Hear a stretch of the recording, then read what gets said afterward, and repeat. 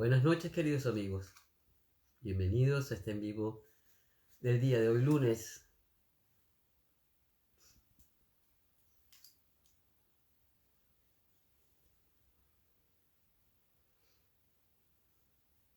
Hola, Wilfredo, ¿cómo estás? Bienvenido. Te voy a enviar la invitación.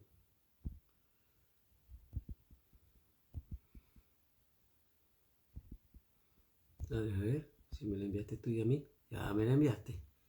Esta noche en este en vivo con el doctor Wilfredo Lanza. Gracias a todos. Hola, magnífico el ingreso. Buenas noches, Wilfredo. Bienvenido, gracias por acompañarme en este que es para todos los que están asistiendo a este en vivo, nuestro último en vivo de la primera temporada, de nuestra primera temporada, dado que, bueno, se aproximan algunos meses donde Wilfredo va a estar sumamente ocupado y nos veremos probablemente quizás el próximo año. Gracias a todos. Por eso, este en vivo de hoy se llama En la intimidad con Wilfredo. Así que gracias, Wilfredo, por hacerme el honor, primero de haberme acompañado durante todo este lapso, que lo disfruté. Para mí fue una época de estudio, de adentrarme en la filosofía, para sentirme que estaba a nivel del invitado que me había hecho ese honor de acompañarme los días lunes. Wilfredo, la primera pregunta. ¿Cómo fue ese proceso que tú hiciste, llevaste a cabo para decidir que tu primera profesión era la filosofía? Sí, muy interesante. Buenas tardes, tengan todos amigos. De verdad que siempre estar en contacto con ustedes a través de este medio es sumamente enriquecedor. Aquí aprendemos todos, como dice Mario Benedetti en una de sus poesías bellísimas. Aquí lloramos todos, vivimos, comemos, amamos, lloramos, todo lo hacemos juntos. Entonces, para mí ha sido un verdadero placer compartir con ustedes estas noches de los lunes. Y en verdad me siento muy bendecido por esta oportunidad, María, que hemos tenido juntos en esta aventura. Antes de responder esa pregunta que me parece muy interesante, voy a hablar un poco de la intimidad, que me parece Ok. interesante porque siempre la palabra como que estremece o la palabra pone a uno en alerta, ¿no? Uh-huh. Y es una palabra bellísima, como siempre las palabras griegas que tienen todo el contenido, que viene de timos. Y timos, intimos, y timos es ánimo, Uh-huh. afecto. Por eso que hay personas que son tímidas. Esas personas tímidas son personas que no manifiestan el ánimo o el afecto, o lo ocultan, son tímidos. Hay, Ya. otro, hay otra palabra que también nosotros hemos crecido con ella, como la de la timorato. El Ok. timorato es aquella persona que es miedosa a manifestar lo que siente, sus afectos y el ánimo. Y hay un nombre muy criollo nuestro que es Eutimio, Eutimio Rivas, Eutimio Criollo, así se llamó un alumno mío, está muy querido. Eutimio sería como un de buen ánimo, siempre está de buen ánimo o es muy afectuoso o afectivo. Entonces esta palabra de timos es muy bonita, tiene mucho contenido y para hablar de la intimidad sería como el lado personal, interno. Eh, es la intimidad del ser humano eh, donde se consigue el núcleo personal, porque es interno, y está constituido por sus criterios, sus propias normas, sus tendencias, sus inclinaciones, sus gustos, sus apetencias, sus creencias, sistema de valores y afectos propios. Ujú. Es como el cangrejo que tiene guardadito todo su cosa ya internamente y anda defendiendo, se siente, es como lo más propio de cada persona. Es aquello original,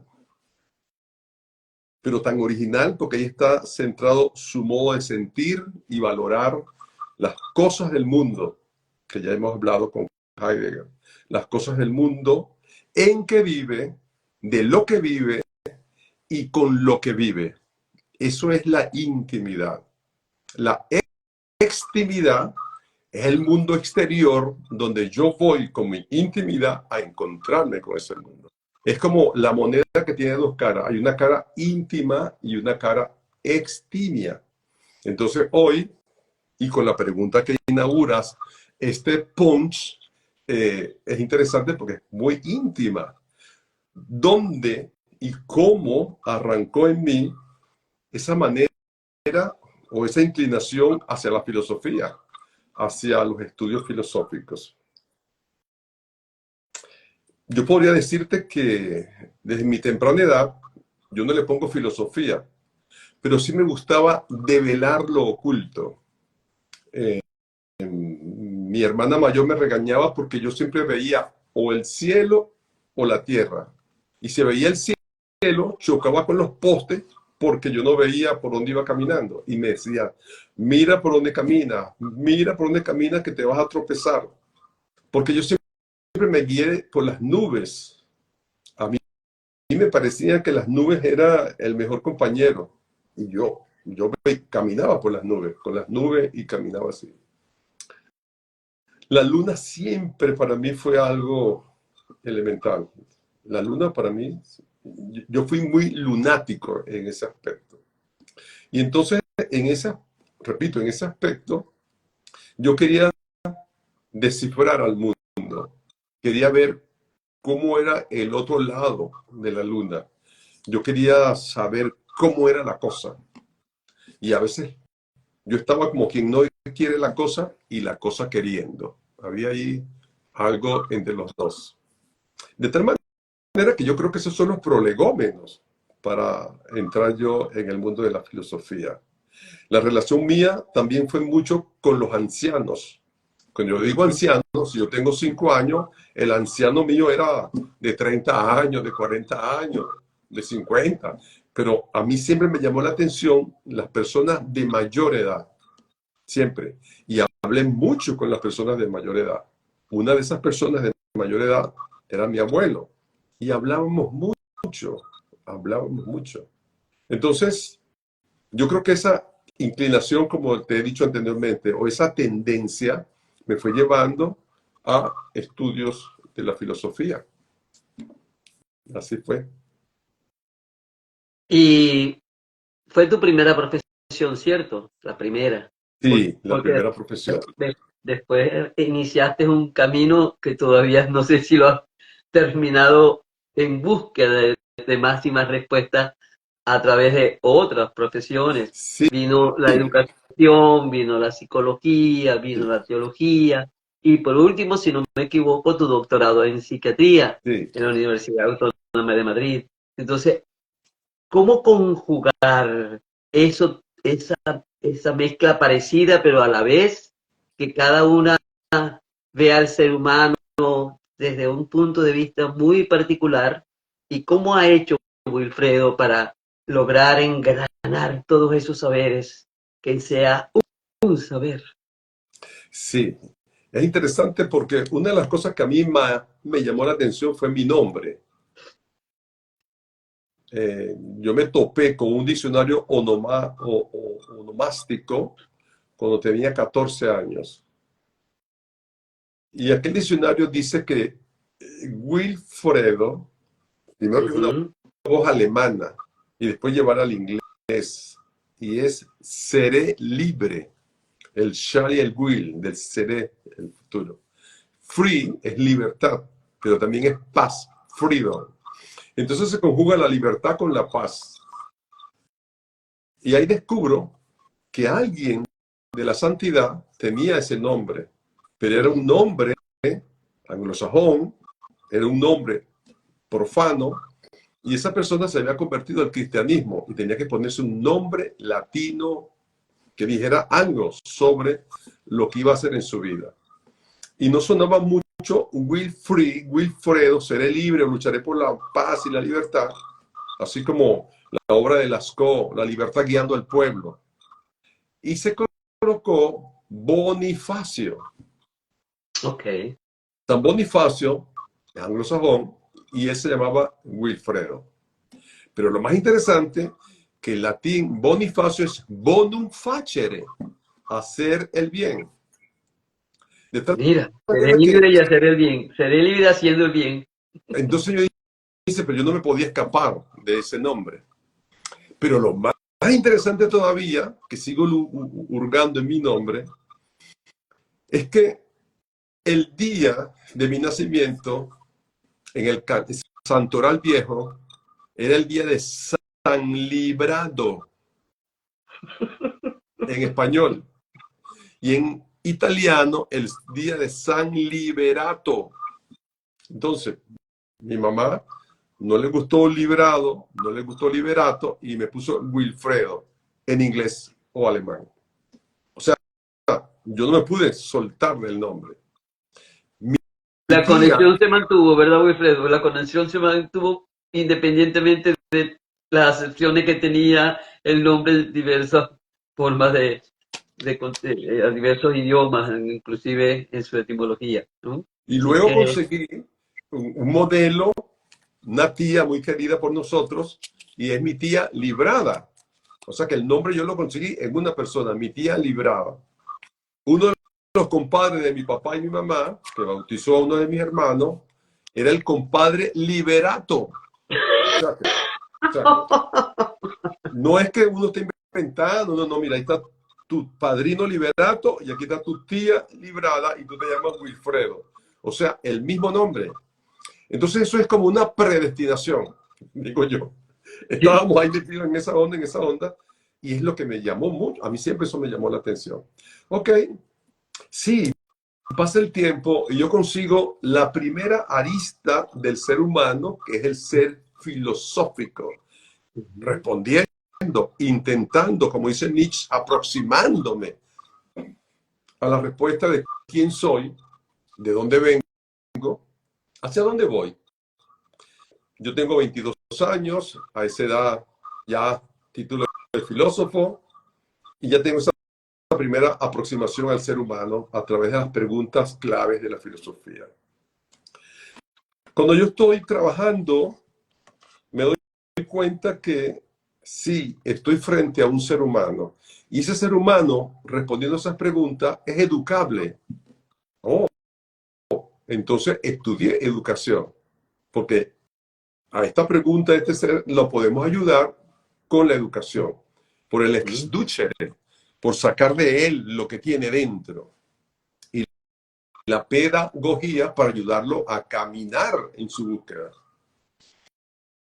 Sigo entrando en intercambio con el ser humano, ya yo sé que tiene un elemento filosófico, un elemento educativo, y me doy cuenta que el hombre se comporta, tiene un comportamiento, tiene una conducta. Y dije, yo voy a profundizar en esa conducta del ser humano.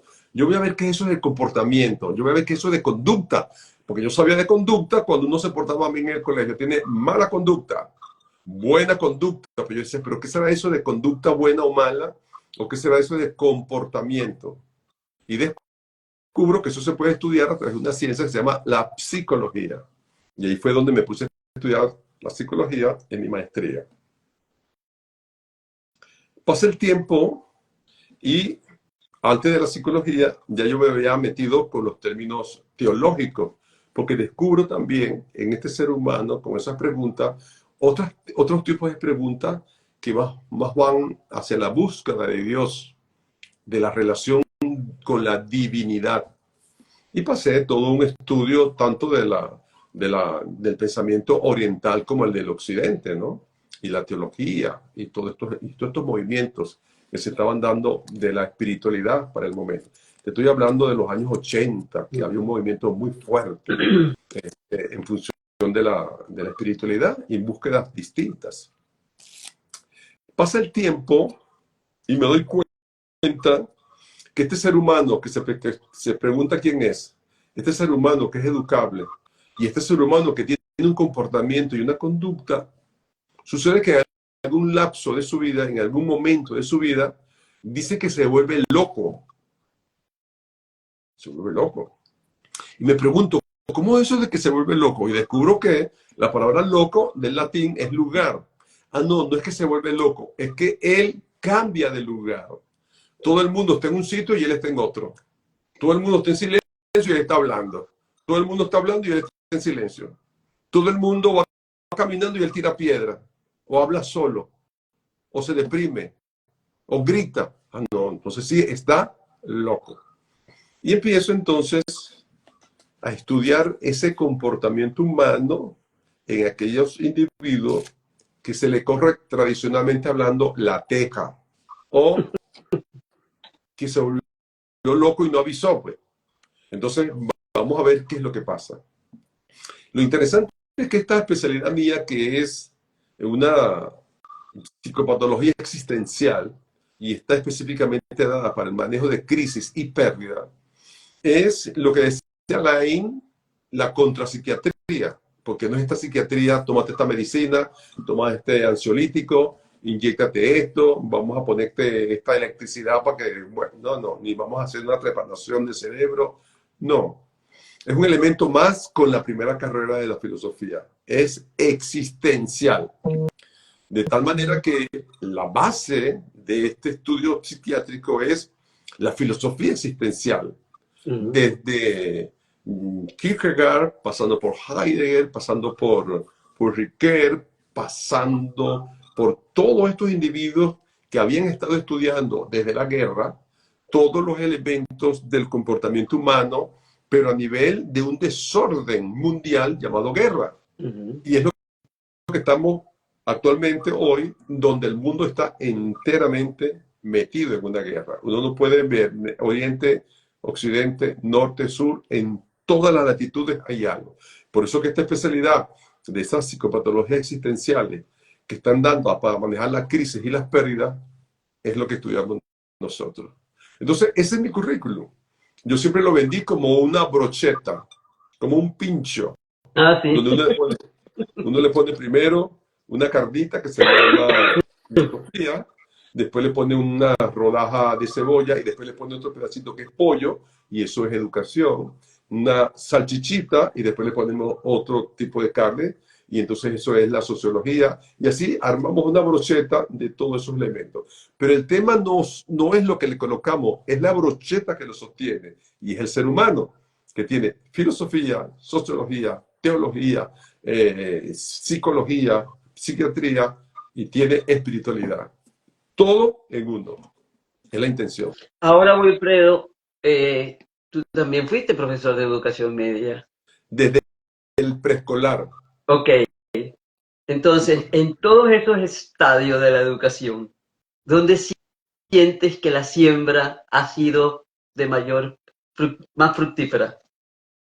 Bueno, por los niveles de conciencia y apertura de mentalidad, los alumnos del bachillerato he tenido, de verdad, siempre los concebí como que si fueran o mis hermanos menores o mis hijos más pequeños. Y después a nivel de la universidad, en los 3 niveles de la licenciatura y después en el posgrado y en el posgrado y doctorado y postdoctoral. O sea, ha habido una relación muy íntima, por cierto, con los estudiantes. Pero recuerdo con mucho agrado los niñitos del preescolar. De verdad, que esos niñitos del preescolar que yo tuve tienen hoy 45 años, son padres de familia y los recuerdo, pero siempre pequeñitos. Para mí ha sido de verdad muy interesante todo ese currículum, todo ese caminar desde el preescolar hasta el postdoctorado. Y pienso que ha habido siembra en todos los estamentos. Pero como recuerdo inmediato, los muchachos del bachillerato y los muchachos de la universidad. Ha sido muy grato, muy grato. Hablando de creencias y valores, ¿cuáles son los valores, los pilares. Si hablamos de 3 pilares fundamentales a nivel de valores que han sido faros para tu vida, faros de actuación en todas las áreas en las que te has desenvuelto. ¿Cuáles han sido, Wilfredo? Mira, en el tema de los valores, de verdad que hay tantos elementos, pero yo podría decir primero, yo soy salesiano y mi formación es salesiana. Y dentro de la formación es Don Bosco. Y yo, en mi sangre, tengo ese tema de la salesianidad. Don Bosco nos decía que el primer elemento con los estudiantes es una palabra italiana, amorevolezza. La amorevolezza, ese amor que uno siente con lo que hace y por quien lo hace. Entonces, ese amor se va a convertir en la entrega que uno como docente manifiesta cuando hace sus cosas. Primer elemento, amorevolezza. El amor a los estudiantes, el amor con lo que haces. Y eso implica la preparación, la puntualidad, los elementos de responsabilidad, la asistencia, no dejar al muchacho solo. Entonces, la amorevolezza, ese sentido amoroso con que se hacen las cosas. También Don Bosco, nos decía Don Bosco, no es suficiente que tú ames a los estudiantes. Es necesario que ellos se sientan amados por ti. Y eso aplica en la esposa, en el esposo, en los hijos, en todo. Hasta cuando uno es vendedor, que uno vende el producto y después que ya uno ha vendido el producto, ya se olvida del cliente. No. El cliente necesita que tú sigas con él asesorándolo en la postventa, que es el grado más difícil en la venta. El problema no es la venta, el problema es la postventa. Entonces en esto no es suficiente que tú ames. Es necesario que él se sienta amado por ti. Entonces esa entrega el muchacho tiene que verla. Porque si no pasa como siempre. Yo que me desvivo por ti. Ay, yo no me di cuenta. No, que yo te amo. ¿Cuándo? Entonces es necesario que el otro sienta lo que tú estás haciendo por él. Para mí esos son elementos claves en la educación, en la medicina. ¿Por qué nuestros médicos? ¿Por qué nuestros médicos uno los adora? ¿Por qué uno quiere tanto al doctor? Y es tan familiar con el doctor, porque ese doctor se preocupa por ti. Cuando uno sale de Venezuela, ve que la medicina no es igual que en Venezuela, que el trato no es igual. Entonces uno, ni pendiente. Pero, por eso es que este servicio, como la educación o como la medicina, son elementos clave y que acompañan mucho para lo que estamos haciendo. Entonces, para mí, todos los elementos que están concomitantes a esa amorevolezza y a eso no es necesario que tú ames, sino que el otro se sienta amado por ti, está acompañado entonces por esa responsabilidad, por ese trato, por ese respeto, por ese elemento de la convivencia humana y que también Don Bosco nos decía, la alegría. La alegría, él decía que era lo mejor que podíamos tener. Tristeza y melancolía lejos de la casa mía. Entonces, ser el docente alegre, el docente tan chamo como los chamos, tan allegado con ellos y vivir con ellos esos momentos difíciles y vivir con ellos esos momentos de felicidad. Yo creo que eso es una clave. Yo la viví, yo la hice así y es lo que tengo ahora, como dices tú antes en la pregunta anterior, los frutos que he estado recogiendo. Y los recojo todavía. Hasta aquí me llegan mis exalumnos queridos. Voy a leer algunos comentarios que están dejando en la parrilla, Wilfredo. Y dice por aquí, Saredil, cuán interesante, doctor Wilfredo, su tránsito hasta encontrar el focus. Y además dice, y ese transitar ha implicado su felicidad, placer, entrega y entrega luego espectacular. Por otra parte dice Sor María, Sorimari, siempre tú tan cercano, tan humano, no veo bien.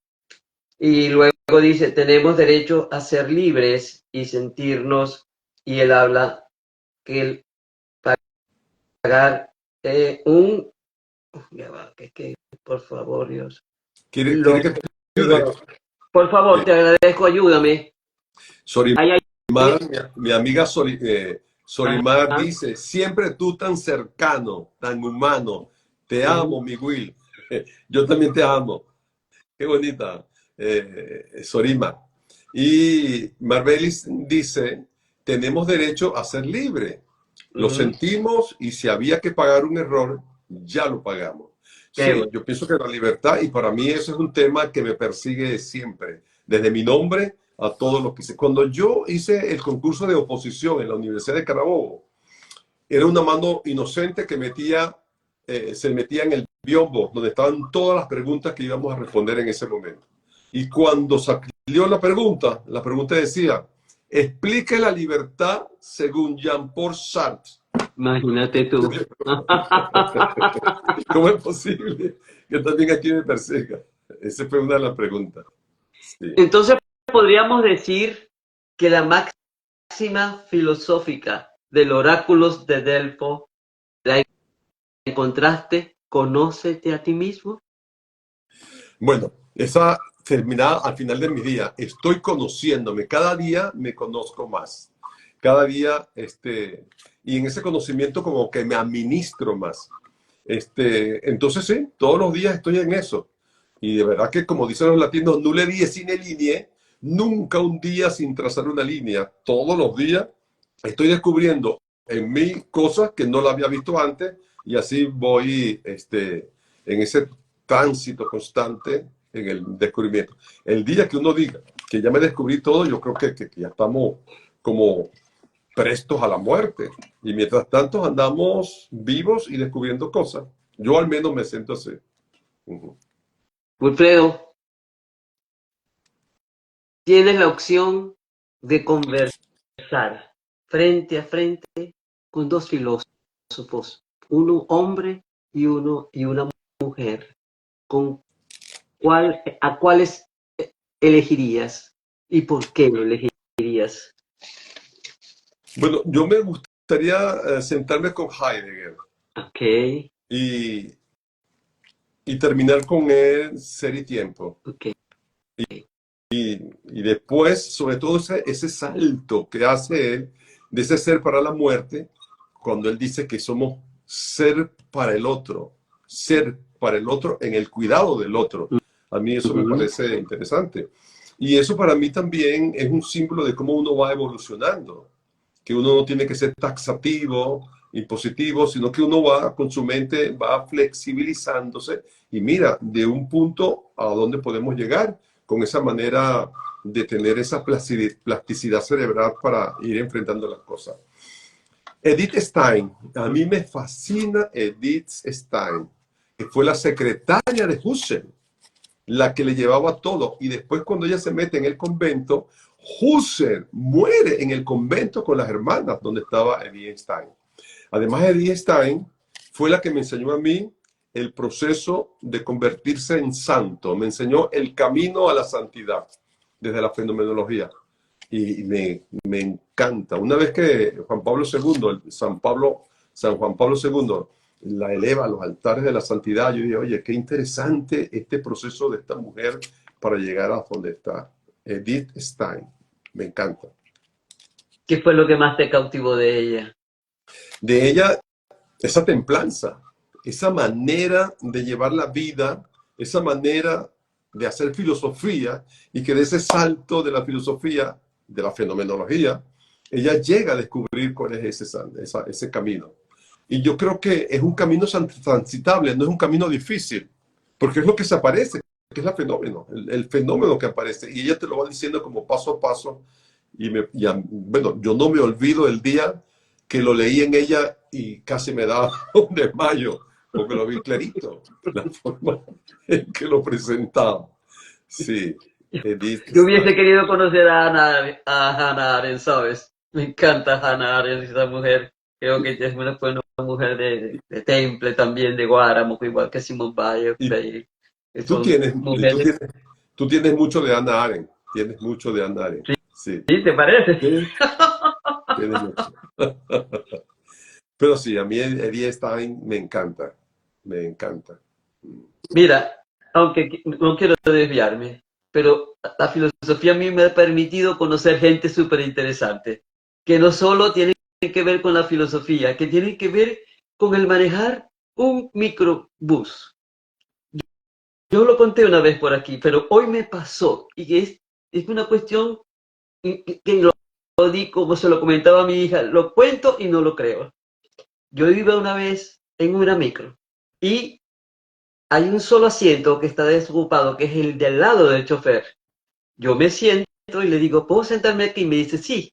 Y empezamos a hablar. Me dice, usted no es chilena, no, yo soy venezolana. ¿Y qué estudió? Filosofía. Y me dice, yo en el bachillerato me enamoré de la filosofía. Y todavía leo filosofía.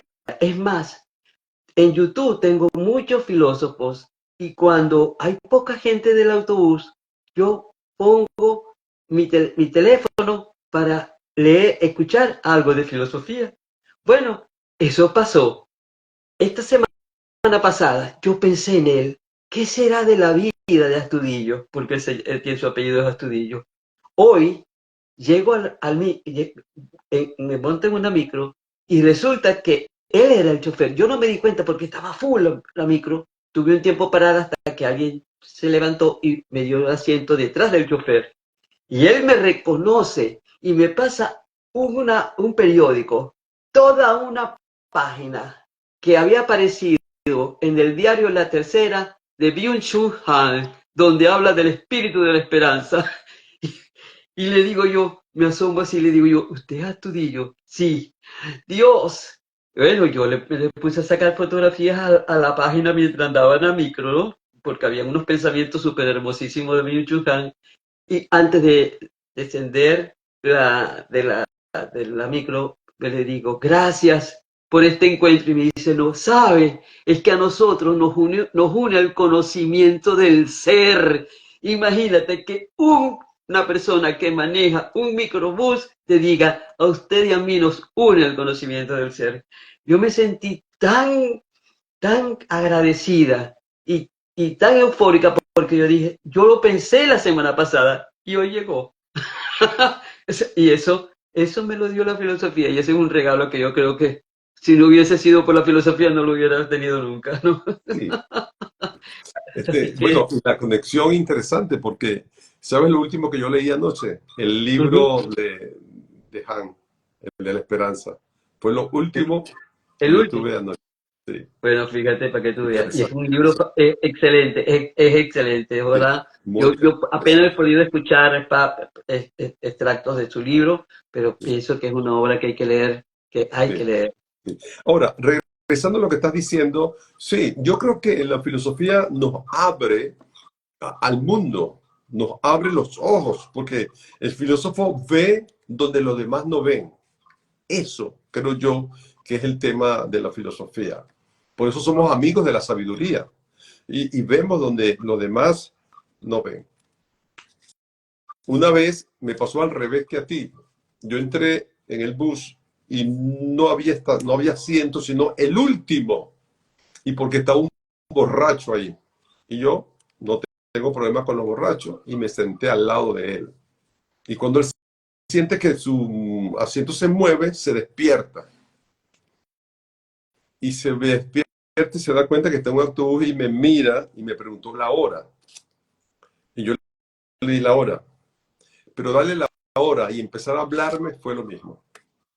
Y las personas decían, pero esos dos borrachos ahora hablando allá, porque yo le respondía y él me respondía. El tipo fue comiquísimo, pero yo le llevaba yo le respondía todo, pues todo, todo, todo. Pero es eso que nos da la filosofía, que podemos hablar, diría Nietzsche, con el caballo, podemos hablar con el borracho, podemos hablar con el que está al lado. Tenemos un elemento acucioso del otro y no nos sentimos incómodos. Y eso creo que nos lo da en buena parte los estudios filosóficos, porque tenemos un open mind, una mente abierta a todo lo que está a nuestro alrededor. Y me gusta. Sí, así es. Hablaste de espiritualidad, ¿ok? A través de tus estudios teológicos, a través de la filosofía también. Ahí se puede encontrar en la espiritualidad. Hoy en día, dice, desde los años 80 ya había un gran movimiento al respecto. Hoy en día también hay un gran movimiento, y con esto de la física cuántica, pues también se ha acentuado el movimiento hacia la espiritualidad. ¿Cuál es el punto de unión en todas esas tendencias y cómo lo ves hacia el futuro, al ser humano proyectado hacia un mundo espiritual? Bueno, el mismo concepto de espiritual o espiritualidad ha cambiado mucho. En una época, la espiritualidad se quedó como enjaulada en los términos religiosos Uh-huh, y en los términos religiosos eclesiales. Podría ser uh-huh, de la Iglesia Católica Apostólica o de uh-huh. alguna otra tendencia religiosa. Y eso ha sido una batalla campal, vamos a decir así, de cómo sacar la espiritualidad de los templos, cómo sacar la espiritualidad de los religiosos. Uh-huh.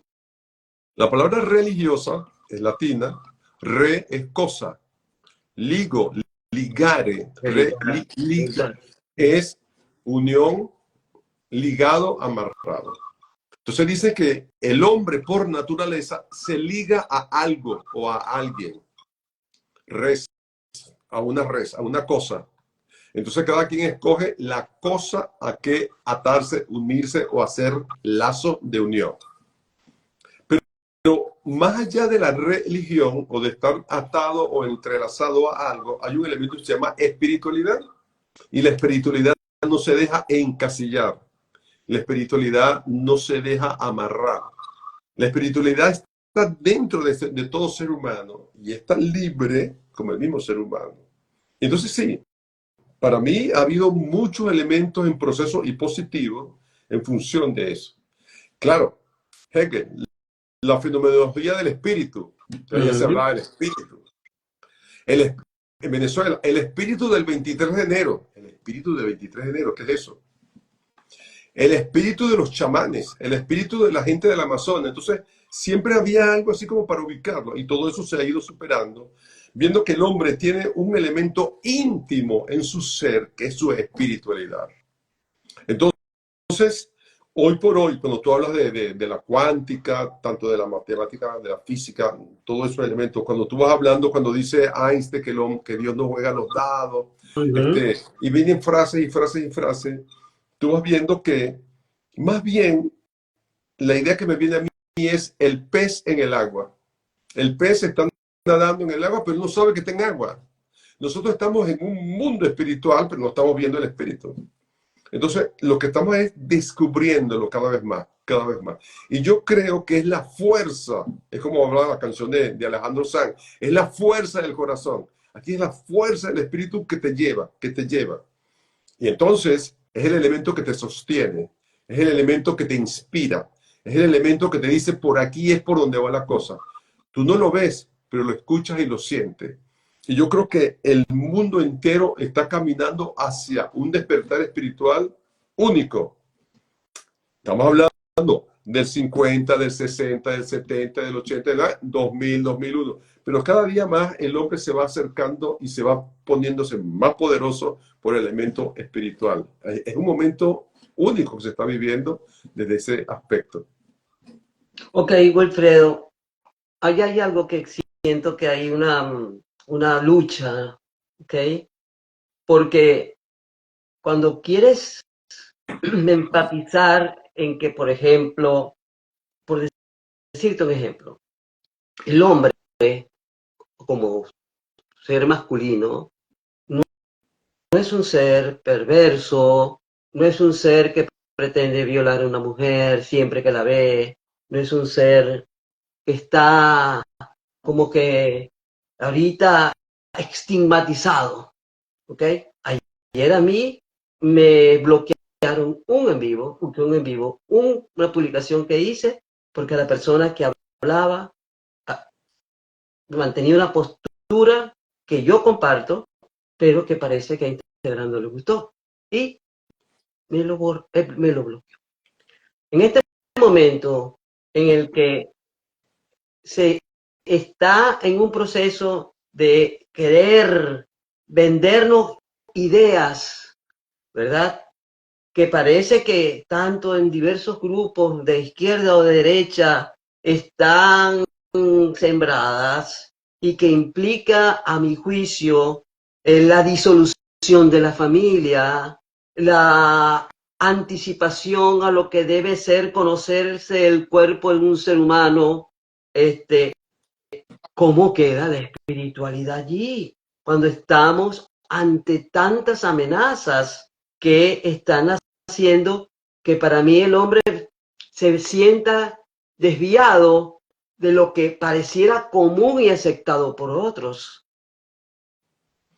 ¿Cómo nosotros los filósofos tenemos que actuar allí? ¿Cómo un psiquiatra para que evitar que la salud mental de las nuevas generaciones no sea dañada, no sea sí, pulverizada con conceptos que ni siquiera a la edad de 3, 4, 5, 6, 7, 8 años, ni en la adolescencia, tienen todavía claridad de ellos? Sí, aquí tenemos un tema, la pregunta tuya es una pregunta muy amplia, ¿no? Sí, yo Que sé. habría que agarrarla con pinzas y meterse por aquí y por allá. Pero mientras hablaba, me acordaba del Big Brother, de Orson. Uh-huh. El Big Brother, hay un Big Brother, hay un hermano mayor que va dando las directrices. Y lastimosamente, este Big Brother, unido con todos estos grandes movimientos, están marcando así las pautas para hacer lo que hay que hacer. Por ejemplo, esa disolución del concepto, la célula fundamental de la sociedad es la familia. Bueno, vamos a ver cómo acabamos con ese concepto. Malthus, ya resucitó Malthus. Uh-huh. Después del COVID, entendemos que Malthus lo tenemos aquí. Vamos a hacer una clasificación. Hay una cuerda de viejos que ya están estorbando en el mundo, a ver cómo lo vamos a matar. Entonces, hay unos principios muy claros donde lo que pasó con el COVID ya se estaba fraguando con la misma idea de Malthus para ir quitando esta gente que tiene cierta edad y ver cómo no nos estorban para poder tener a los nuevos. Hijos, no se quiere tener hijos, ¿no? Entonces hay una serie de elementos que sí atacan el concepto tradicional que tenemos nosotros de la sociedad. Ahí sale otra vez Nietzsche, más allá del bien y el mal. Estamos, el concepto de bien y el concepto del mal, como decía él, mira, ese concepto se quedó por allá. Ahora tenemos que ir más allá del bien y el mal. ¿Qué es bien y qué es mal? Porque si nosotros vamos a hacer todo el estudio de la sociedad con el mismo concepto viejo, anquilosado de bien y mal, ahí nos enredamos. Entonces sí, es verdad, estamos como de manos atadas en función de qué es lo que va a quedar y qué es lo que se va a desaparecer. Ahora, el tema espiritual tiene ahí una voz cantante porque hay unos elementos que no desaparecen. Ese hombre, yo diría que tarde o temprano, pero más temprano que tarde, surge y sale a ver cómo hace para no quitarle, porque eso es parte de la esencia del ser humano. Ok, la robótica, el desplazamiento del hombre por la máquina, como decía, las únicas profesiones que no van a desaparecer son esta y esta, pero las demás van a desaparecer. Pero sí, es una lucha del hombre contra el hombre. Eso era como cuando... Del transhumanismo que nos quieren imponer o hacia donde se quiere ir. Ujú. Pero es eso de la imposición. Pero hay unos elementos que no se dejan. Hay unos elementos que están así como una vacuna anti que no permite que todo eso. Entonces, cada día más hay otros organismos, hay otras asociaciones que van enfrentando eso como para que no cunda ese pánico, como para que no se dé eso que se pretende hacer. Yo creo que es una lucha a brazo partido en función de los que tenemos hijos, ¿qué van a hacer esos hijos? Los que tenemos nietos, ¿qué van a hacer esos nietos? Porque el tema es cuál es el legado para los niños que están naciendo y para los que están por nacer. Wilfredo, ¿podría leer algunos comentarios que hay por aquí que me resulta tan difícil porque yo tengo aquí de algunos? Dice,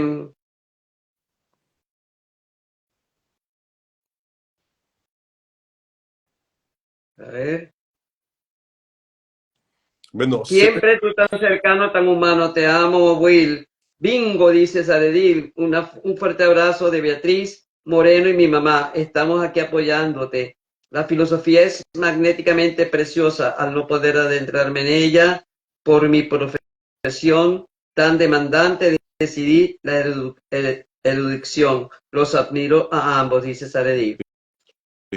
no, bien, gracias, Beatriz. Bueno, mis alumnos, ¿ves? Ahí están mis alumnos con la señora Moreno, que siempre fuimos muy amigos. Que esa es otra cosa que te iba a comentar, Ujú, porque no es ujú, solamente, en mi estilo de educador, no es solamente el alumno que está allí, el discípulo, el participante, el estudiante, es ujú. la extensión con la familia.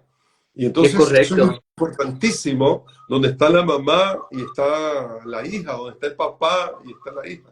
Y eso es sumamente importante en el ejercicio de la docencia. Tú conoces a la mamá, tú conoces al papá y explicas qué es lo que está pasando con el niño, cuál es, por qué su conducta y todas esas cosas. Eso es sumamente importante. Ahora, perdóname antes de seguir adelante. La Ujú, pregunta que me hiciste es una pregunta que no es así tan fácil de responder por todas las ujú. aristas que tiene. Pero yo sí te digo que hay un elemento espiritual siempre rondando, que está ahí pendiente, y por eso esa lucha, que lo que se dice ahora, entre el bien y el mal, pero eso siempre fue así. Pero Sí, más bien, yo me quedo con Nietzsche, que vamos más allá del bien y del mal, de ese bien y del mal moderno, ese bien y mal que nos dijeron. Porque así como dice el Padre nuestro, y líbranos del mal, amén, también hay que decirle, líbranos del bien, amén. Cuando el bien te lo imponen y cuando te dicen, esto es así y eso es por tu bien, tú tienes que sospechar. Porque un bien impuesto no es un bien, no es un bien. Entonces, decía alguien, un filósofo, así como decimos, y líbranos del mal, de vez en cuando también tenemos que decir, y líbranos del bien que me están vendiendo, del bien que me están imponiendo, del bien que muy están importante. llevándolo, pero que no es bien, que no es bien.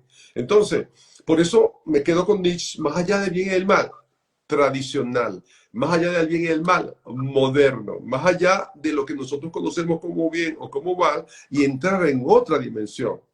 Entonces, sí, yo creo que hay un punto de inflexión que va a estar dado por la espiritualidad y es lo que nos mantiene vivos. Porque nosotros podemos decir, oye, ¿qué pasó con aquel país? Mira cómo cambió, mira cómo piensa, mira cómo hace, mira lo que están haciendo. Y uno cree que se perdió y no, más bien está floreciendo. Hay niños hoy por hoy que están en la primaria, en el bachillerato y en la universidad, que son lumbreras y tienen unos pensamientos particularísimos en función de lo que está sucediendo, ¿no? Con esta inclusión, con estos famosos grupos Ahora, de inclusión. ¿cuál crees tú entonces en este momento de tanta eh, imposición, ¿verdad? De nuevos pensamientos? ¿Crees tú que es el papel fundamental de los padres? Toda la vida. Primero, que los padres estén claros, que estén claros para poder llevar el mensaje al niño. Porque si no están claros, vamos a encontrar que los muchachos están tan confundidos como ellos. Entonces, los padres tienen la tarea de estar por encima de él. Si el libro tiene 100 páginas, que ellos vayan por la página 50 y el niño vaya por la página 20, que tengan unas páginas adelantadas. ¿Por qué? Porque si no, el muchacho se queda más confundido o no sabrá qué hacer. Entonces yo creo que el papel fundamental sigue siendo el mismo de la educación. Ahora, en estas latitudes, ¿cuánto tiempo vive un niño con su familia? 18 años. Los que logran los 18 años, porque hay otros que viven 17 años. En Europa lo mismo. Una vez que el muchacho va a la universidad, se despide de ti. ¿Y a qué edad va el muchacho a la universidad? 17 y 18 años. Después, desde ahora en adelante, vendrá como visitante cada semana. Después, cada 15 días. Después, mamá, no vengo hasta no sé cuándo porque tengo que hacer tal cosa. Y me voy a reunir con mis amigos. Y nos vamos a ir para acá y vamos a ir para allá. Y se van alejando cada vez más.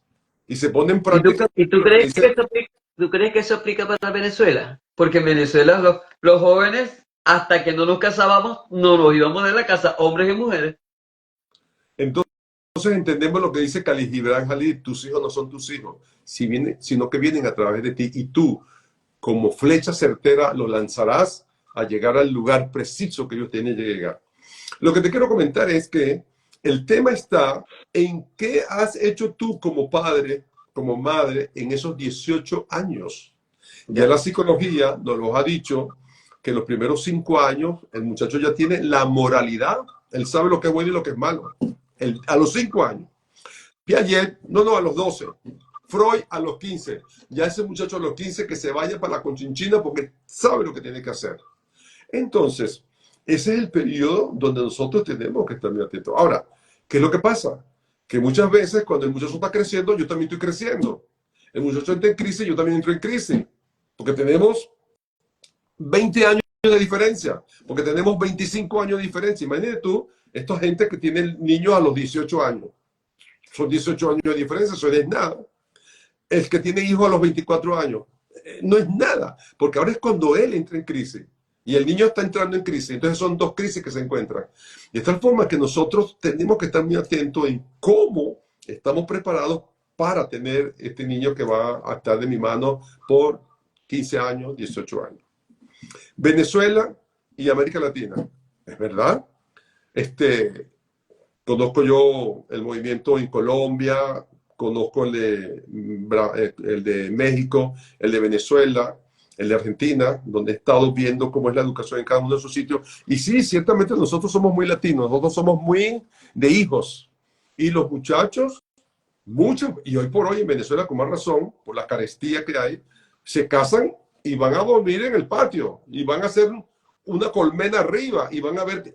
Entonces la casa se va creciendo. No crece la familia, bueno, también la familia, pero crecen primero las paredes. Y hay un nicho aquí y otro por acá, y ahí van quedándose porque no hay dónde, no hay posibilidades. En Estados Unidos no hay posibilidades tampoco para que una pareja recién casada compre una casa. Aquí, la casa de mis padres la voy a heredar yo cuando, no sé cuándo. Entonces, son latitudes distintas, son elementos distintos. Y allí, por ejemplo, podemos ver cómo la familia interviene con mucho más tiempo con los muchachos en formación. Porque el muchacho todavía está en la universidad y va a la casa.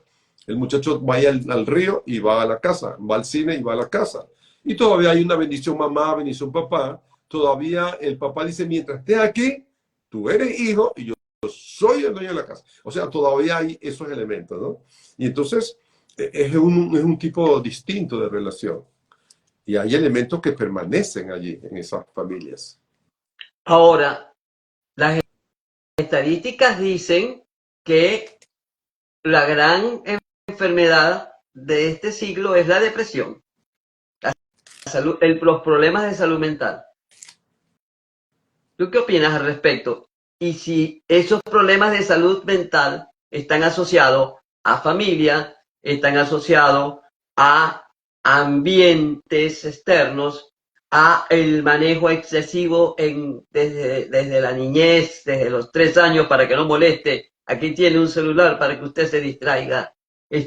¿Cuál crees que es realmente el cáncer del siglo XXI hasta ahora? Los problemas de salud mental que dicen que es la primera causa de enfermedad en la sociedad actual Sí, y en cualquier parte del mundo, en cualquier parte del mundo. sí, porque estamos en una sociedad deprimida.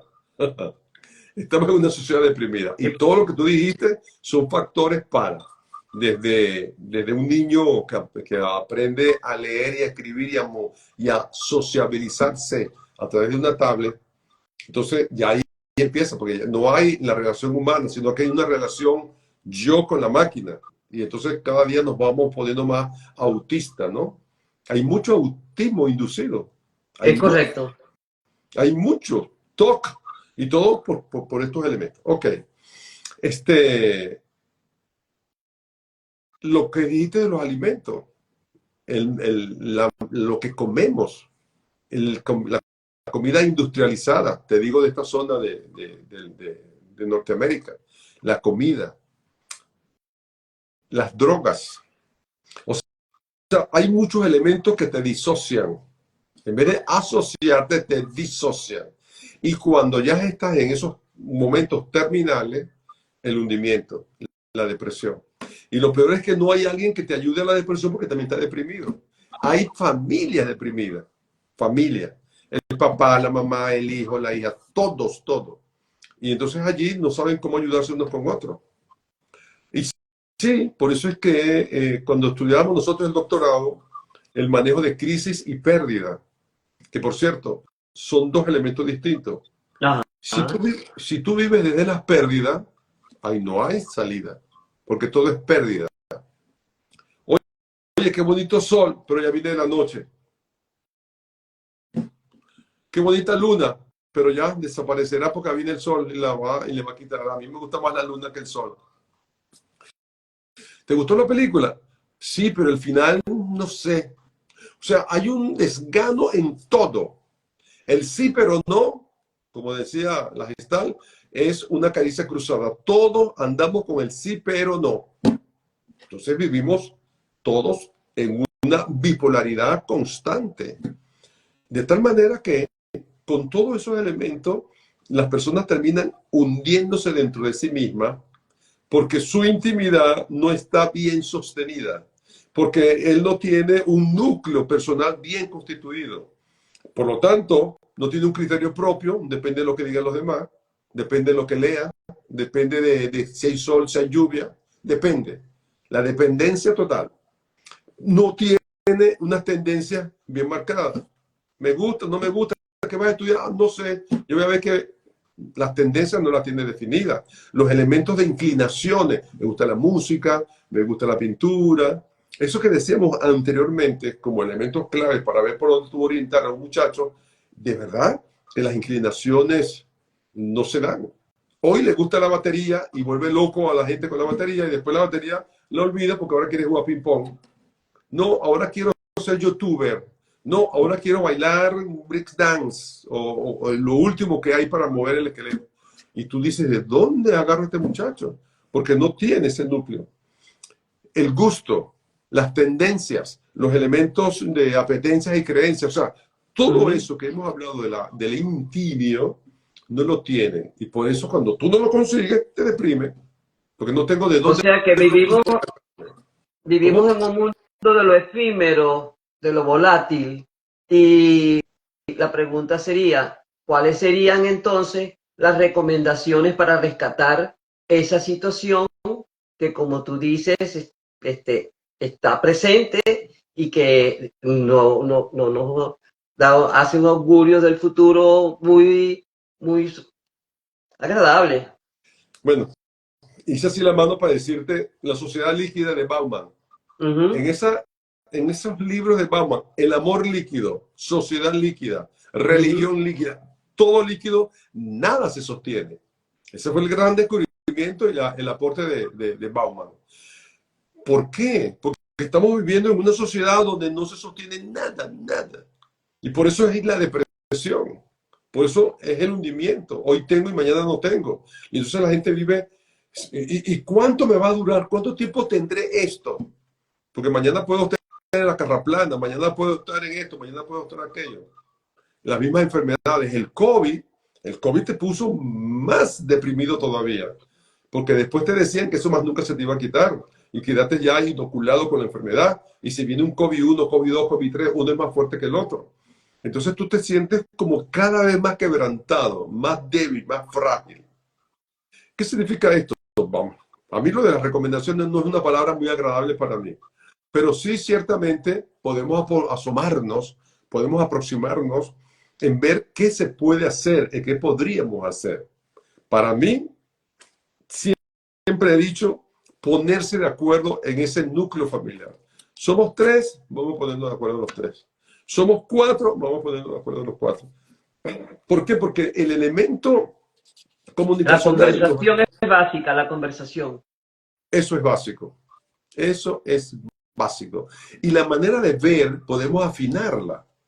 Oye, somos cuatro, yo lo veo así, yo lo veo así, bueno, pero vamos a llevar a buscar un lugar común para ver cómo enfrentamos la cosa. De tal forma que en la medida que la comunicación se da y en la medida en que yo traigo a la mesa mi situación y no le saco el cuerpo, sino que la traigo para que ustedes me ayuden a ver y ayudar a resolverlo. Eso para mí es importante. Sin acusarse, sin pelearse, más bien entendiendo y comprendiendo al otro para que se dé la salida a la cuestión. Y sí, ciertamente, hay elementos, las enfermedades que estamos viendo ahorita, todas tienen una posología. Estrés, estrés. No supe manejar tal cosa y me dio un tumor. No supe manejar tal cosa y me dio esto. No supe manejar tal cosa y la mano se me quedó así. No supe manejar tal cosa y el pie se... Porque el nivel de estrés que estamos soportando no se puede llevar y nos estamos enfermando con las enfermedades más raras que nos pueden pasar por ese elemento. Entonces sí, yo creo que a todos, desde el niño que empieza con uso de razón hasta el más adulto que tenga ese núcleo familiar, hay que ponerse de acuerdo con esa conversación, con esa puesta de acuerdo, con ver cómo aporta cada uno su granito de arena para llevar adelante la situación. Si no, cada quien en su rincón, cada quien con su televisión en su cuarto, cada quien en su teléfono, y nos vamos aislando cada vez más. Por, e- Yo creo que para eso es necesario tener un alto nivel de conciencia de lo que se está viviendo y sintiendo, ¿ok? También. Lo primero sería preguntar, ¿existe realmente en la familia actual los niveles de conciencia que los acercan y que los amenazan para separarlos? Y, o sea, generar en la familia esos procesos de distracción que evita la cohesión familiar, desde el amor, desde el respeto, desde la escucha. Esa es una gran interrogante también. Dice Saredil por aquí, Wilfredo, la imposición se aprovecha el sustrato de la ignorancia. Y dice bipolaridad, disritmia, anedogenar. mira, esos niveles de conciencia, yo he visto que la gente está entrando en esos niveles, ¿sabes? Uh-huh, Tú dijiste alto nivel de conciencia, al menos que tenga un nivel de conciencia, y por ahí uh-huh. empezamos. Ken Wilber, en sus obras famosas, él habla de los niveles de conciencia, y es como que tú metieras un termómetro en un vaso con agua. Y hay Uh-huh. niveles, niveles, niveles, niveles, niveles. Y sí, cada vez más hay grupos muy interesantes que están haciendo reuniones mundiales. Yo Uh-huh. participo de algún grupo donde hacen meditación a las 5 de la mañana y se une la gente de Colombia, de Venezuela, de México, de cualquier punto y están enfocados en eso. Y esos profesores y esas personas que están en esa hora haciendo la meditación, salen de la meditación y van para su colegio y van para su trabajo y ya van empapados de ese elemento y van a llevarle a los que se consigan a su alrededor la buena nueva, el pensamiento centrado en eso. Hay grupos muy interesantes actualmente que están trabajando mucho con los elementos esos de la conciencia. Hay familia, yo he tenido la oportunidad de participar en estas últimas semanas, fin de semana con familias amigas, y oye, las conversaciones son conversaciones de altura, y todo el mundo está preocupado por las cosas. Entonces, no es que los viejos están pendientes de quién va a ganar las elecciones en Estados Unidos. Jóvenes están pendientes de quién va a ganar las elecciones. Adultos, mediana edad. Y la gente tiene su propio, ¿cómo se llama? Concepto de, lo que, Uh-huh. de su propio criterio. Y eso es interesante porque se hacen debates y se van viendo cómo es la cosa. La gente se reúne y dice, mira, esto me pasó por esto, por eso. Ah, bueno, vamos a ver cómo ayudamos para que eso no vuelva a suceder. Eso me parece interesantísimo en función de cómo no solamente los adultos, sino todo el grupo familiar se mete a resolver sus problemas y a ventilarlos entre ellos mismos. Wilfredo, quiero, antes de no voy a terminar todavía porque tengo dos preguntas fundamentales para mí en este en vivo, ¿no? Bueno, ya son tres, porque se me ocurrió una mientras te escuchaba. Has viajado por muchas partes del mundo y no por periodos cortos, sino por largos periodos, ¿ok? De todo ese periplo que has desarrollado en América Latina, en Europa, en Centroamérica, en América del Norte, perdón, ¿dónde sientes que te has nutrido más? Aunque, pues, que no sé si ponerte en un aprieto. Y dime, la segunda pregunta, ¿tú crees en el concepto de libertad de manera operativa, no como una abstracción o como un ideal a lograr? Son dos preguntas totalmente diferentes. Sí, bueno, la segunda que es rápida. La libertad es para. La libertad no es la libertad, sino qué haces con la libertad. Eres libre para. Y entonces ahí está la acción. Si no la activas, si no la utilizas, si no la pones al servicio de, no es ninguna libertad. Te está viendo el ombligo y punto, pues. Entonces, la libertad es acción, la libertad es para. Por eso a mí me encanta el cuadro de Lacroix, la La libertad guiando al Croix, sí. pueblo, porque ella Ujú. vaya adelante y todo ese gentío detrás. Y esa es la libertad es Por, para. por No lo cierto, que necesitas. lo pusieron a María Corina, la pusieron con la bandera, imitando el cuadro de la Croix. Entonces, yo sí creo que la libertad es acción, la libertad es para, la libertad tiene ese movimiento. Y si no lo pones en movimiento, es una cuestión, ¿cómo se llama eso? Congelada. Eso quedó así y no estás haciendo nada. La primera pregunta no es así tan puntual la respuesta, Ok. porque yo en cada lugar que he ido he aprovechado lo máximo y de verdad me he quedado enamoradísimo de cada uno de los lugares que he visitado. Por ejemplo, yo en Argentina descubrí que los argentinos en Argentina son Argentina. Después que salen de Argentina se echan a perder. Y me fascina Buenos Aires, me fascina la gente de Argentina. Buenos Qué Aires es hermoso. exquisitos son al servicio de los otros. Y tú Ujú. le das las gracias y los ofendes. No, no, no, ese es mi trabajo. Y yo, bueno, está bien, pues no, no lo digo. Pero yo quería quedarme a vivir en Argentina. Me fascinó el ambiente, el trato en las universidades donde estuve. Aquello no tiene parangón.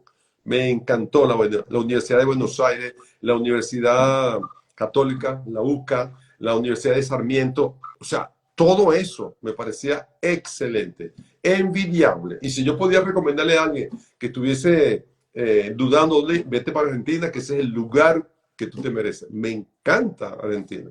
Y aprendí mucho allí con estas personas y las quiero mucho. Otro sitio donde estuve, Marruecos. Marruecos, descubrí que yo era de Marruecos. Me pasó cada cosa en Marruecos, porque por mi color creían que yo era marroquí y me preguntaban por el primo y me preguntaban por mi... Y yo, pero yo no soy ni hablo árabe, ni soy... Pero es que tú eres idéntico al señor que... Bueno, me parezco, pero yo no soy marroquí. Cuando yo salgo de Marruecos no me dejaban salir, porque ¿cómo te vas a ir? Que no sé qué cosa, no te vayas. Y cuando llego a España, en España me devuelven porque yo era un polizonte marroquí. Y yo, pero Dios mío, ¿qué lío es este? ¡Qué lío! Y después la vivencia con la gente de Rabat, o cuando fui a Casablanca, o cuando fui a Marrakech, o cuando fui a Fez, porque tuvimos que ir por las universidades, Ujú. intercambiando desde el punto de vista cultural y todos esos elementos, muy interesantes. Y me encantó Marruecos, me encantó.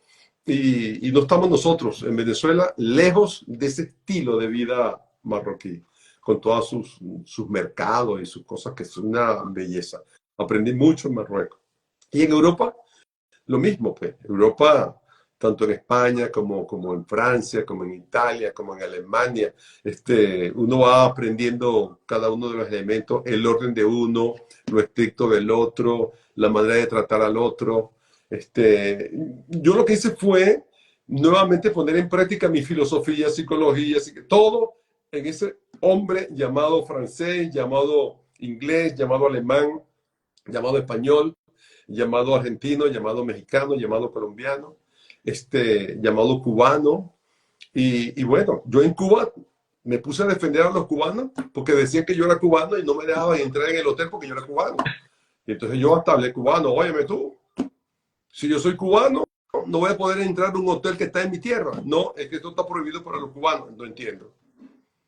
O sea, hay cosas que chocan, pero de verdad uno va aprendiendo en cada uno de esos lugares cómo es el gentilicio humano, cómo se comporta y cómo hacer para cada uno de ellos. No se podría decir así, uno, que aprendí más o menos, sino que aprendí lo que tenía que aprender de esos sitios. Y yo creo que es un tema interesantísimo que yo les recomiendo a todo el mundo, que donde se puedan viajar, que viajen, porque eso es lo que uno se queda y uno Ujú, ujú. vive Así es. en la experiencia de cada uno de esas cosas. Y en cada uno de los lugares conocer la geografía de esos lugares, Así es. conocer el medio ambiente natural, porque en verdad ahí hay muchas enseñanzas, muchas cosas que aprender. Wilfredo, la Venezuela que sueñas. ¿Cuál es la Venezuela que sueñas? Sí, esa sí es una pregunta difícil. Esa sí es una pregunta que se uno pone así. Yo la Venezuela que sueño es la Venezuela que quizás vi cuando niño, que yo tampoco sabía que eso era Venezuela. Esa Venezuela donde caminábamos y no había problema. Esa Venezuela donde mi papá nos llevaba de vacaciones a Cumaná y a las mejores playas de Oriente, entrando desde aquí, desde Pertigalete, hasta que llegáramos allá. Esa Venezuela donde tú dijiste, vámonos a Mérida y vamos a subir a las 5 Águilas Blancas y vamos al teleférico. Esa Venezuela donde tú tenías en el mapa pendiente, tengo vacaciones de Semana Santa, tengo vacaciones de Carnaval, tengo semanas largas de agosto, septiembre y vamos, vamos, vamos, vamos. Esa Venezuela que al menos yo la recorrí toda completamente, pues yo tenía en el norte conocer a Venezuela, porque yo como profesor tenía que hablar de Venezuela y no hablar de memoria por el libro de Levi Marrero o el libro de geografía que estaba de moda, sino hablar de Venezuela porque yo conocía a Venezuela. Esa Venezuela donde tú puedes libremente, con eso de la libertad de prensa, la libertad de opinión, esa libertad de decir tus propios pensamientos y que no estés coartado, ni estés amordazado, ni estés amenazado porque dijiste o no dijiste. Desde la libertad y el respeto al otro, esa Venezuela enmarcado en esos términos de la libertad. Una Venezuela donde ciertamente la oferta y la demanda se pueda dar. Y yo compro esto y puedo comprar esto. Y yo puedo hacer esto y puedo hacer aquello. Esa Venezuela, donde haya unos mínimos elementos, el mínimo común múltiple, pues el mínimo elemento donde todos podamos participar de todos esos aspectos. Una Venezuela, que la viví yo, que yo puedo estudiar aquí y yo puedo estudiar allá, con buenos profesores. Yo me acuerdo de mi maestro de primer grado, pues, hasta de la señora que me enseñó a escribir en la escuelita antes de entrar a primer grado. Entonces, esos recuerdos de todos esos profesores con que tuvimos, porque eran profesores abnegados, personas que se entregaban a nosotros en la educación. Esa Venezuela donde tú veías un campito abierto jugando pelota, que después dijeron que eso era béisbol, pero yo crecí jugando pelota, no jugando béisbol. Entonces vamos a jugar pelota en el campito, y en el campito, no en el estadio. Esa Venezuela donde tú veías jugando fútbol allá, esa Venezuela donde se oía el grito de los jóvenes porque estaban en una fiesta o lo que sea. Yo pienso en eso sin elementos así de cohesión, ni de castigo, ni de... Y si viene la policía, que corramos todos por la policía. Viene la policía a correr todo el mundo. O sea, eso, esa Venezuela que vivimos con tanta fuerza y que si hay lluvia, salgamos a mojarnos bajo la lluvia. Bañarnos en la lluvia, bañarnos en la lluvia. Eso fue lo que yo hice, y jugar metra y trompo y samura. Entonces, con un sistema político responsable, un sistema político que de verdad sea sistema político, no partidista, no elemento donde tengamos nosotros que estar dependiendo del partido de turno para ver qué hacemos.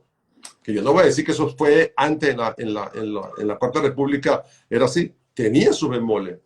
Ahí es un punto que hay que mejorar, pero ya, en el momento en que tengamos una nueva Venezuela. Primero, el ciudadano.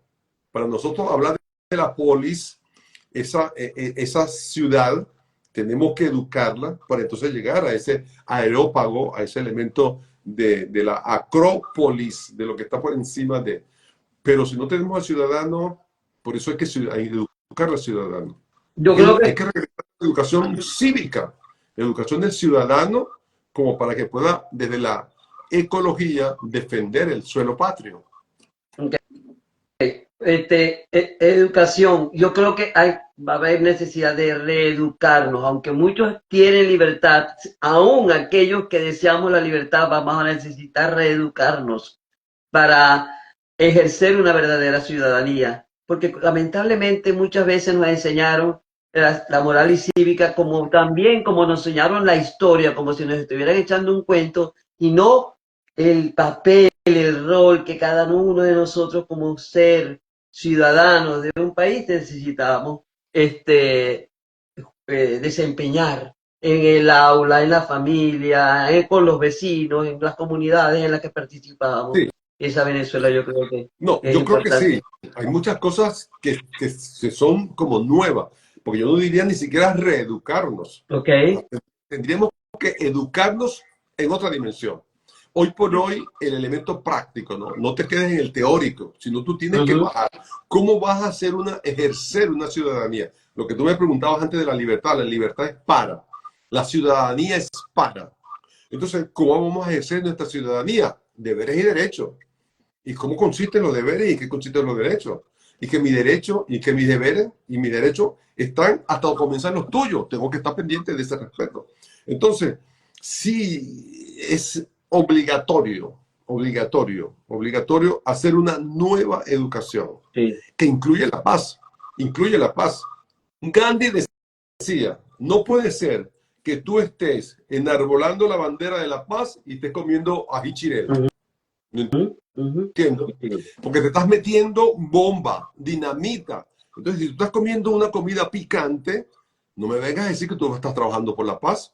Estás haciendo algo en contra y la primera paz empieza por ti. Y tú no te puedes comer alimentos que te hagan daño. Ese es el extremo. Dice que la dieta de Gandhi era una dieta que no tenía el picar.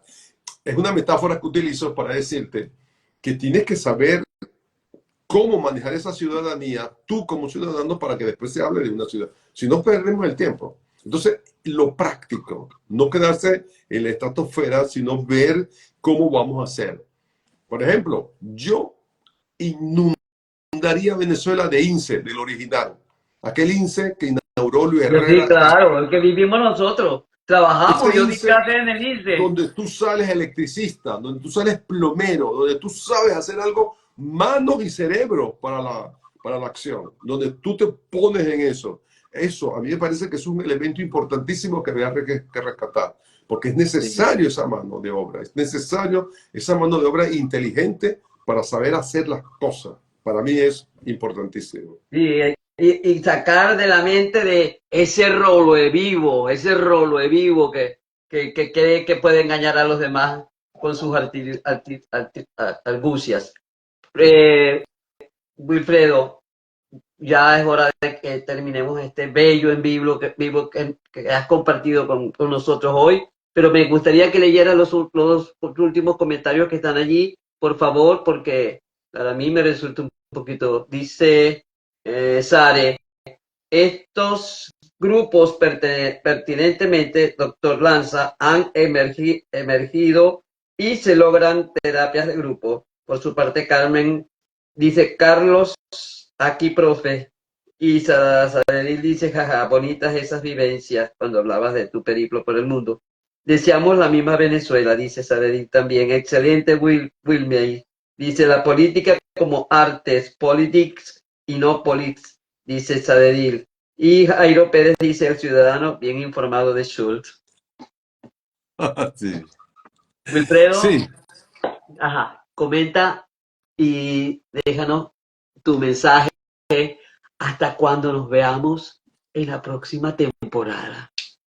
esto es un Netflix. Vamos a estar pendientes de la próxima temporada. Tú dijiste antes del año que viene, pues no creo que sea el año que viene. ¡Ay, Tenemos qué que, buena noticia! tenemos que ver cómo se manejan estos tiempos. Acuérdate que en mi primaria, en el bachillerato, sobre todo en el bachillerato, nos enseñaban que los meses más cortos son los que terminan en bre. Septiembre, noviembre, octubre, diciembre. Son breves. Y claro, era por la usanza del momento, ¿no? Nosotros Ujú, empezamos a estudiar la primaria en septiembre, después del ujú. 15, ¿te acuerdas? Sí, señor. Después del 15 de septiembre ya los niñitos de la escuela, a la escuela con su uniforme nuevo. En el bachillerato a partir del 1 de octubre. Y por eso nos Ujú, decían, aprovechen el primer trimestre, porque el ujú. primer trimestre es más fácil, porque es repaso del anterior año. En el segundo trimestre es el trimestre donde se le mete la materia verdadera del año que están estudiando. Y el tercer trimestre, el que no está bien, el primero y segundo, está mal y va a reparar. Y nos decían, el primer trimestre es el más fácil, es el más breve, el más rápido, porque ya estábamos señalados porque primero empezamos el 15 de septiembre en la primaria.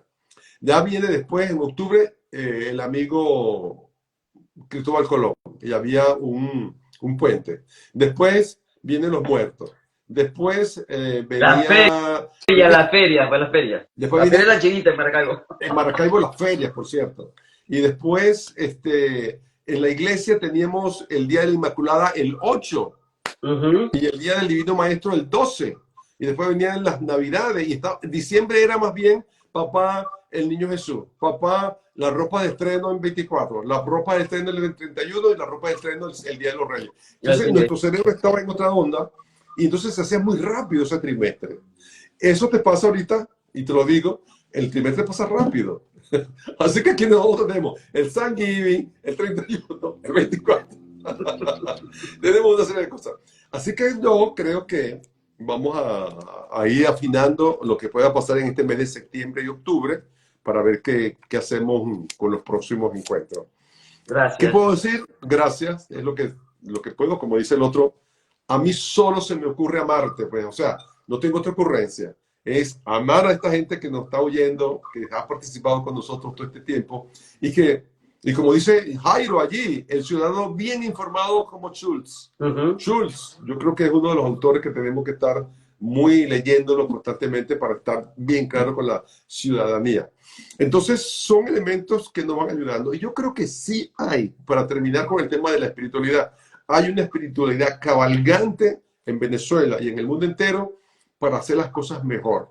Porque nos hemos dado cuenta que posiblemente era cuestión de girar la cabeza. No es occidente, es oriente. No es sur, es norte. O sea, es un mínimo giro que tenemos que dar, que es un giro copernicano, para entender mejor hacia dónde vamos y cómo debemos que preparar las cosas. Así que muchas gracias por todo este encuentro. Antes de que termine, tu poeta venezolano y su poesía. Bueno, yo tengo varios, pero yo siempre recuerdo a Andrés Eloy Blanco con Coloquio bajo la palma. Me encanta ese pedacito. Es uno de los autores. También leí de muy pequeño a Miguel Otero Silva. Claro, él describe muy bien en Casas Muertas y describe muy bien Oficina Número 1. Y yo como oriental teníamos que leer todas esas cosas, ¿no? Y después ya con mi crecimiento, Ular Pietri, siempre me gustó Ular Pietri. Yo sentí mucho que Ular Pietri se muriera y yo no lo entrevistara, pues yo tenía en mis tareas tener una entrevista con Ular Pietri, así como tuve una entrevista con Cabruja, que me fascinaba Cabruja, yo era muy cabrujiano. Adriano González León, o Isabel Palacio, o a Sandra Rodríguez en el ballet. Yo tenía ahí gente muy particular y me quedaba a hablar, pero tenía que ir hasta su casa, porque yo estaba el hombre viejito y eso, y me faltó, pero yo siempre seguía a hablar Pietri en su máximo, ¿no? En sus cuestiones. Bueno, no es venezolano, pero es uruguayo. Benedetti, que también es uno de los que más te gusta, me has dicho. No, como tú me Una preguntaste estrofa de Benedetti que sea para ti la estrofa. Como tú me dijiste de Venezuela, me quedé en Venezuela. No, sí, Pero sí, claro. mi abuelo poeta se llama Mario Benedetti. Okay. Y yo tengo dos abuelos, él y Octavio Paz en México.